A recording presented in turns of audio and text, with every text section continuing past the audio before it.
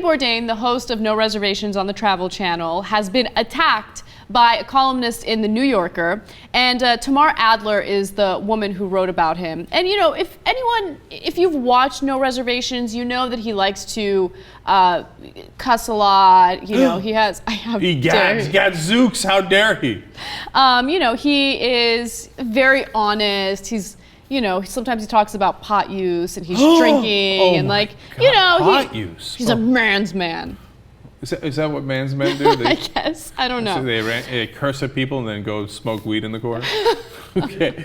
All right, anyway, God bless. Anyway, he's raw. We like that. Yeah, so he's real. That's what I love about Anthony Bourdain. And also he's really smart and attractive. So anyway, I have a few words for Tamar Adler. First of all, let me tell you what her criticisms are. She basically says, there is undeniable power to Bourdain's vulgarity, but a lot of it reads as entitled immaturity, suggesting that aggression is the only appropriate existential response to the demands of restaurant cooking, that hardened hands and focus are best matched with hardness throughout one's life. He simulates teaching sophistication, then teaches solipsism when it shows mostly a lack of self-respect. She wants him really bad.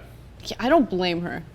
Okay, you're obsessed. No. Okay, but first of all, let's talk about her. Yes. Because everything was like, she's like, and then he wants it really hard. And he thinks the right way to do it is so hard. I don't think that's true, unless he wants to try it over in my kitchen.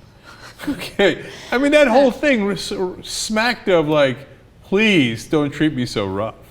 Okay, and I think that's why you're so mad at her, because you sense that too, and you're thinking, oh no, you didn't.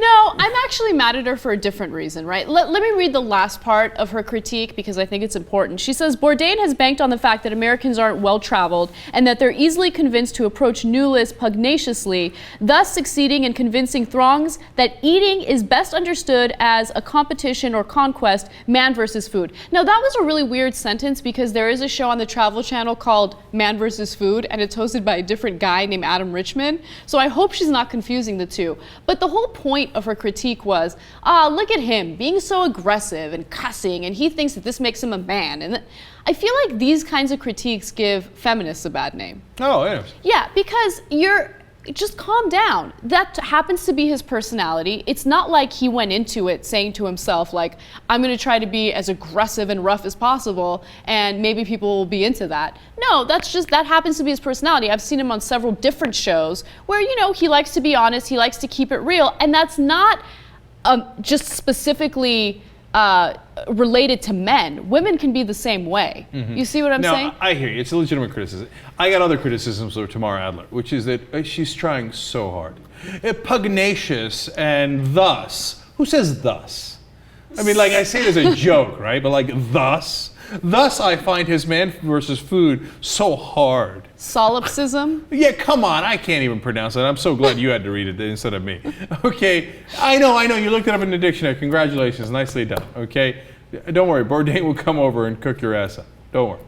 Okay. So, no, yeah. And by the way, if you want to do a feminine cook show, go ahead and do a feminine cook show that is not pugnacious at all. That show and let exists. him do a masculine cook show. Who gives a shit? That show exists. I'm sorry if I've cursed too much.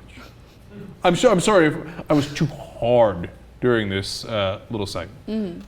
Mm-hmm. There is a show on the Travel Channel that is much lighter and feminine, as maybe Adler would like to call it, and it's Samantha Brown's show. And she doesn't have nearly as much popularity as Anthony Bourdain does, because Anthony Bourdain is entertaining. Mm-hmm. And he talks about culture, he talks about food, he makes it interesting and fun.